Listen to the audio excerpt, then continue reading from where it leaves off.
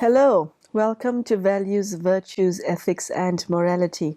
I am Mangela Pillay, and it is my privilege, pleasure and honor to introduce to you what is by now, I hope, a very familiar face to you, and that is the face of Sister Denise, who has been practicing Rajyoga Meditation with the Brahma Kumaris for several decades. Today's topic is on a high note of life, liberty, and happiness.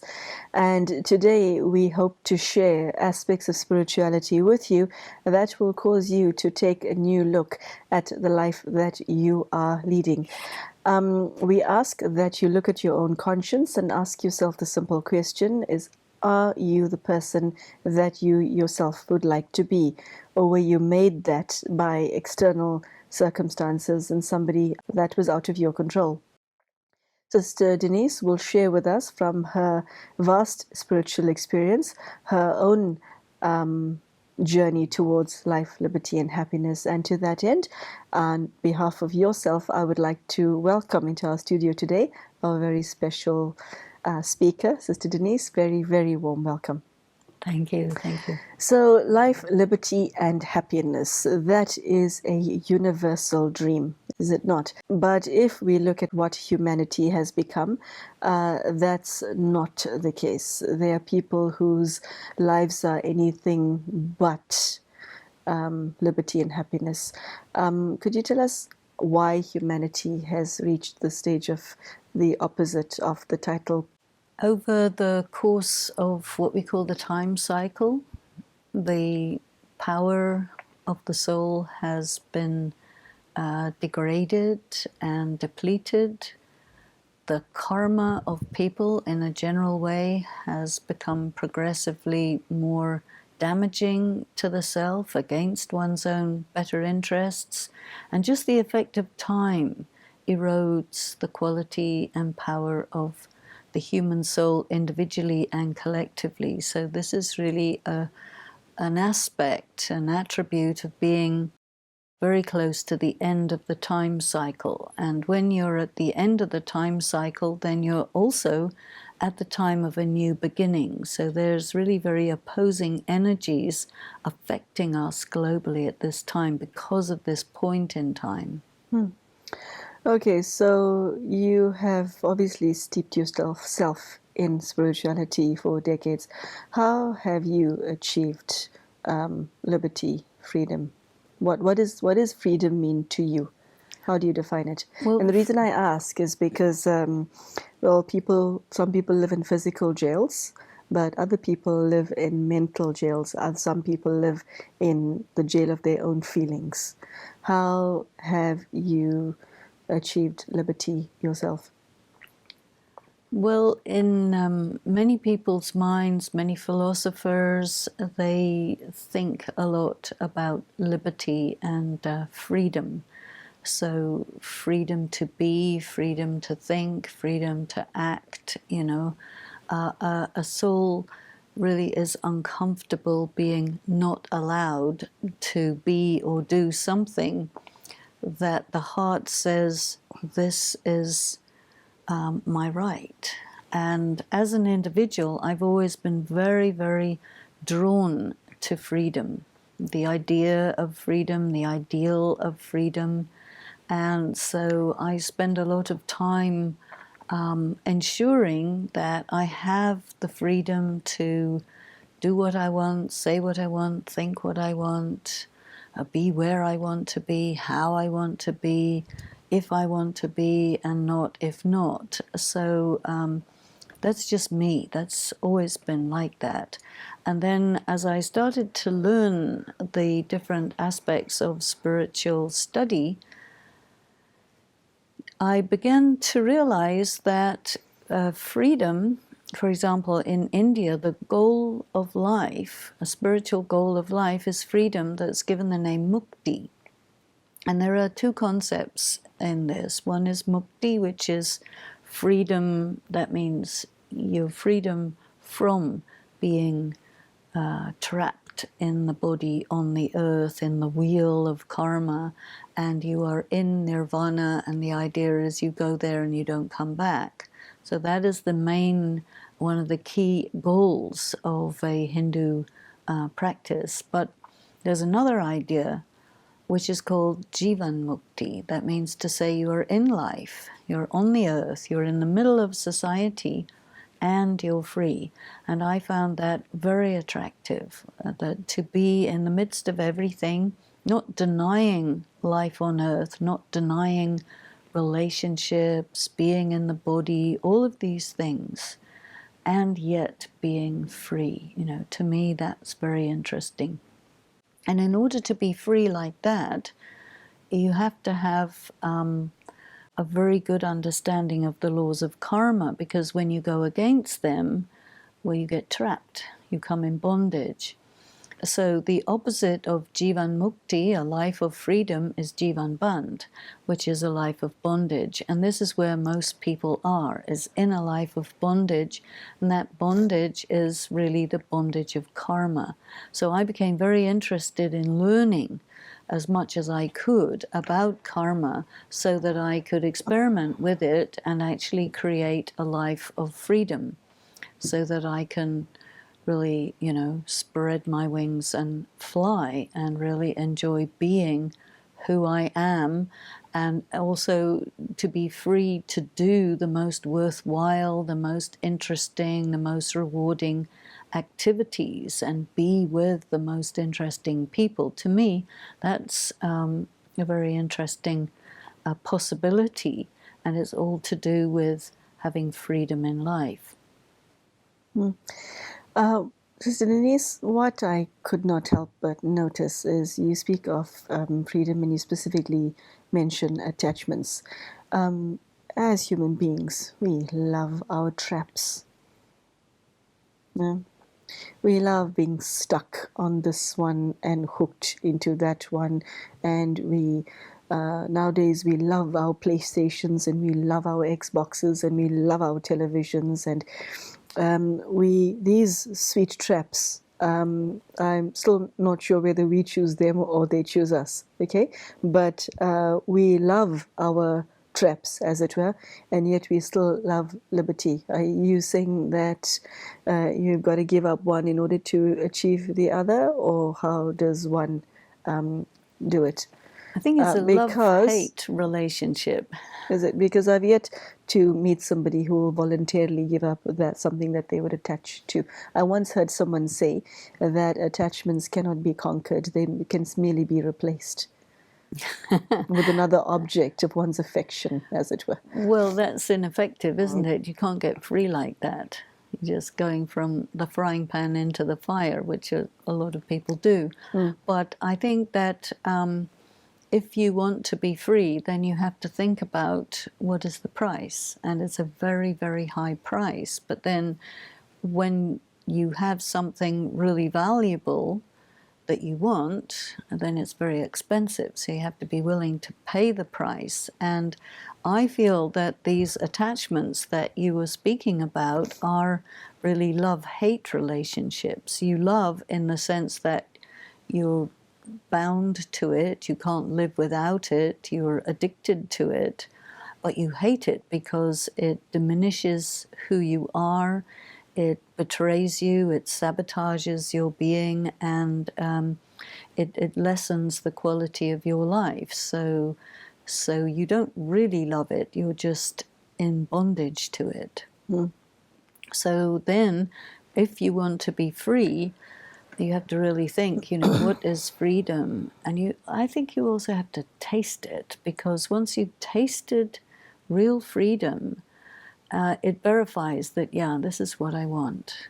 And then you also have to see what the price is, and then see, am I prepared to give up basically what you have to give up is your weaknesses. You have to give up your bondages, your traps. And at every step, when you come across a bondage or a trap, you need to see it for what it is in order to be willing to give it up. And so for that, you need good eyes. So in spirituality, there's one kind of eye that you develop, which is very helpful in this, and that's called the third eye. And the third eye is the one that sees past just the physical, visual, sensorial aspect. And you see the nature of the trap, and then you can really see, do you really want to be in such bondage? And once you've seen it for what it is, it's easy to let go of it. It's when you can't see it for what it is that you just can't come out of the trap. So Denise, the third aspect of today's topic is happiness. I can think of a number of people who will only be happy when they feel the security of all of their attachments. And I know some who, once they're freed from their chains, as it were, okay, they can't experience any happiness at all because they love their chains. So the liberty that you're referring to, it brings happiness. How is it that sometimes it's our vices that make us think we're happy? Why is that? It's an illusion, isn't it? Okay, let me put it this way. If two people are in love and it's a symbiotic relationship, there's no dog and parasite situation. And they married for 51 years, highly unusual to see that in this day and age. They're very close, and then they die towards the end of their lives, in their late 80s, 2 weeks away from each other. If you ask them at the beginning, middle, and end of their marriage, are you attached to each other, they would say yes, but they say, this attachment brought me happiness. If they would live the life again, they choose it again because they were happy. I think that this word attachment is defined in many different ways. There's a lot of people who will use the word attachment for love, and they will mean love. They won't mean bondage, you see. Otherwise, attachment, if this object is attached to another object, that one is also attached to this one, and you can't get away if you want to. A relationship that has lasted 50 years must have involved a lot of negotiation and work so that they have created a very beautiful relationship, a very balanced relationship, and they say, yes, we are attached to each other, but they're not in bondage with each other, you see. What does bondage mean in that context? Bondage means you want to get away, but you can't. Okay. Like if you're in prison, you're thinking about getting out. If somebody has got a chain around your leg attached to the wall, that's bondage. You're not comfortable there, you see. So if you are in connection with another person, in spiritual language, we would call this a relationship of harmony, not a relationship of bondage, you see. So the relationship of bondage is where the word attachment is properly used. But because people use the word attachment to mean love, there's a bit of confusion because of the, you can say, inaccurate use of the word. Okay. So happiness. What is happiness to you? Well, I think some things tells me it's very different from the definition of happiness of the average viewer. I think the purpose of life is happiness. And yet so few people achieve it. So then what is happiness? I think that you must have three things to have happiness. You need money, you need health, and you need good relationships. And in order for all of these three things to be there, you have to perform good karma on all of the levels, you see. And when your karma that you do is really good, anyway, it produces a feeling of happiness. I had the strangest experience one time. There was a fatal car accident, and I was called to go because I could speak the languages of the people who were involved in it, and I was connected with them in a formal way. So I went there, and They being there being a hospital, the hospital. and the ICU over a certain period of time, and the injuries were really bad, and there was nothing really I could do except just be there and meditate and be with the person and make sure whatever I could make sure to make them comfortable and so on, and any decision about operations also that I had to do would be good decisions. But after some time, the person died. And then I was involved in all of the rituals connected with death, and then the relatives, and spend time with them, and so on. And I had this very, very intense and powerful experience of happiness when it was all over. And I thought to myself, this is really unsuitable. Talking to myself, you should not be feeling happy. This is a tragic situation. You should be feeling tragic. But it was too much for me. And then I was curious that this really powerfully good feeling, where did it come from? Why was it there? And later on, I had a discussion with someone really very wise who said to me, do you know why you were so happy? And I said, no, I really don't. And then it was said to me, it was because you did service and you benefited all of the people concerned. And that's why you experience happiness. And that's a very interesting thing that I found actually borne out in other situations where I came to know that people who were able to make huge numbers of dollars and became very, very rich in the pursuit of happiness through financial gain, who said that they never really experienced happiness until they began philanthropy. So there is something really important in putting philanthropy into your life. If you really want to have happiness, it has to be constantly doing something which is benefiting other people, and then you will constantly be receiving happiness as a byproduct of that. I was going to ask you this question, but you just answered it. Happiness is a secondary virtue. You use the word byproduct. Yeah. So I can't wake up one day and decide I'm going to be happy because I want to be happy. Does it not work that way? Well, you could say, okay, I want to be happy, but then you have to investigate, what do I have to do in order to be happy? And what you have to do is bring benefit to others, because the return of that will be your happiness. So if you want to have good health, wealth, and good relationships, it means that in all of these areas of interaction with the world, everything you do has to be motivated by bringing benefit to others, and then you will have it. So Denise, what is your definition of a good quality life? Because if you look at how densely overpopulated the world has become, one cannot help notice that the quality of life of a shockingly large number of people is extremely poor. I mean, you have countries where 70 to 80% of the population live in abject poverty. Not poverty, abject poverty, way below the line set by the United Nations is what one needs to have a good quality of life.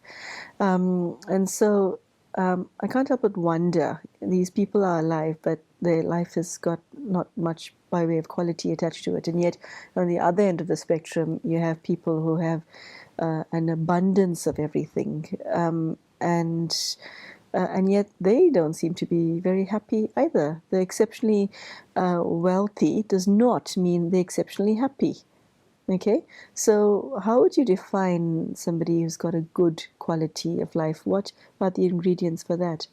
Well, I think it's very important to have a good quality relationship with yourself, with the divine, and that your interaction with the earth and people is that you're bringing something in. In a way, this is love. If you're loving, bringing benefit, you will have a good quality of life.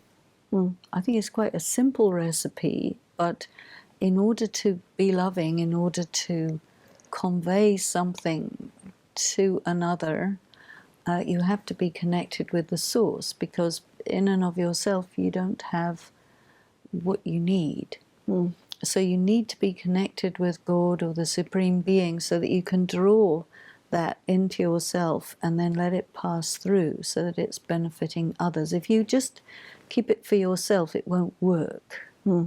And even it has been said that if you keep divine energy or divine blessings to yourself, it's like theft, because it's supposed to be spread. And so if it's not spread, then you're depriving others of something that you're maybe a conduit for or an instrument for. But I feel that this is how to have the best quality life. Yeah, okay. So Denise, in one's pursuit of these three aspects that we're discussing today, life, as it does to everybody, sends some knocks, no? Some knocks. And many, when this happens, many people give up on themselves, on life, on their closest relationships, and resort to, coping mechanisms. It's called copping out, checking out, etc. So, how do you use your spiritual principles to deal with life's knocks, the gentle ones and the not so gentle ones? I think I'd start with saying, life is a gift. The fact that I have life is a gift. The knocks are messages, tests. They have a purpose, they have a reason. They're not trying to tell me that I don't have value or I'm no good.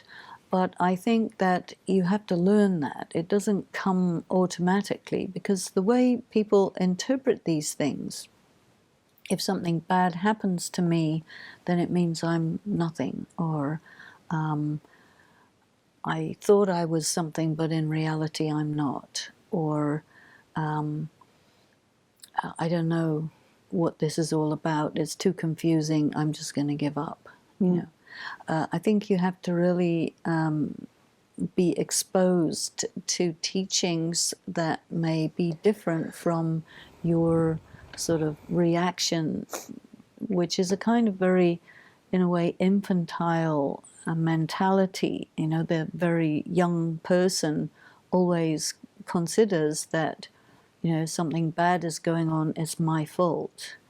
And I think as you grow, you come out of being at the center of your world and you start to see that things are happening that are not caused by you or anything to do with you, they're just there.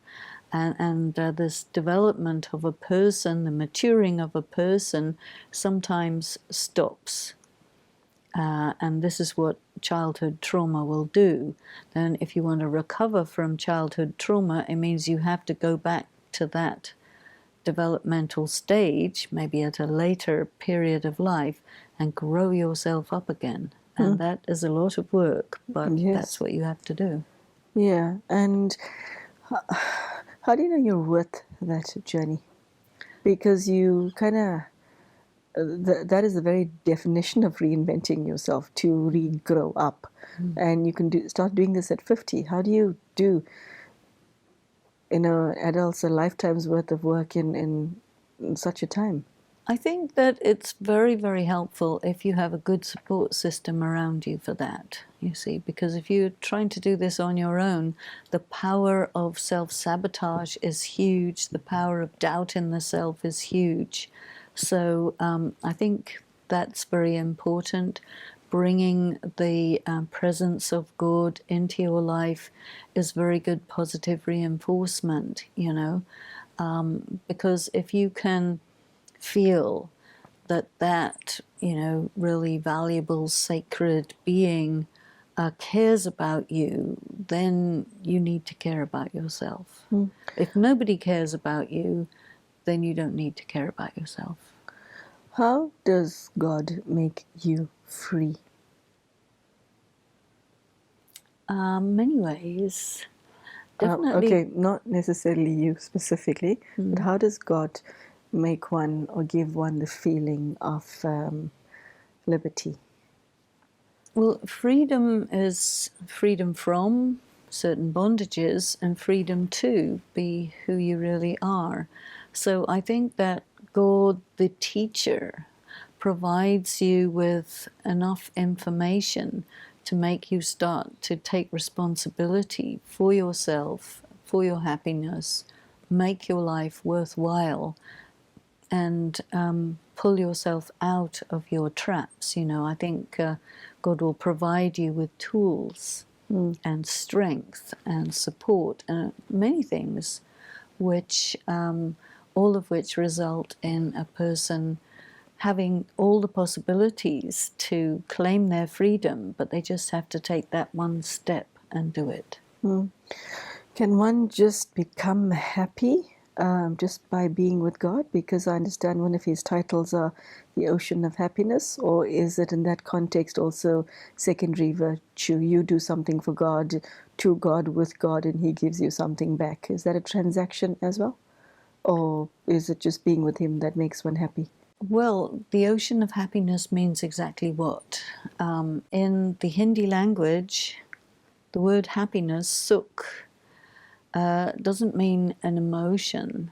It means that all of the physical things you need and all of the subtle things you need in order to have all your needs met, that is sukh.